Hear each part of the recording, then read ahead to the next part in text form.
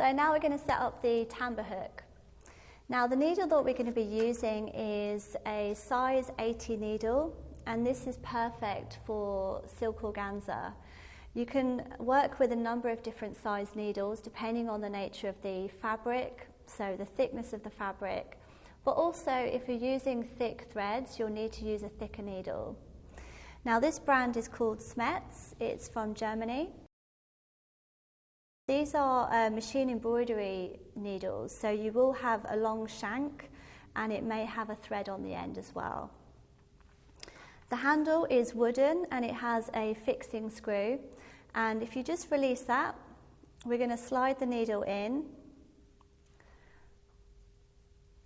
Now you want to make sure the length of the needle, it's more about personal preference. I like it to be about 1 inch. But you may want it a little bit longer or shorter, it depends on your preference. So the best way to set this up is if you hold it into position, you want to make sure that the sharp bit of the needle is facing upwards in line with the fixing screw.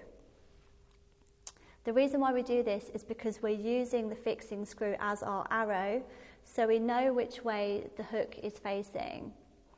So when you make sure that that is in position, then you start to rotate the screw, keeping that nice and firm. And then just have a good look. See, I want to rotate that a little bit towards the left. It's really important that this is in the right position so that it makes it a lot easier to start beading. Brilliant. So that's in the right position now. So you have the sharp bit of the fixing screw of the needle facing upwards in line with the fixing screw. So if I drew an arrow, if I drew a line down the center, I know that that piece is in alignment.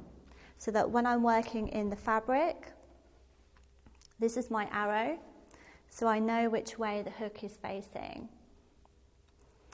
So for the nature of this video, I'm actually going to be working on a much larger frame so that we can film underneath the fabric and on top so that you can see both angles as we start to work on to the next stage of this course.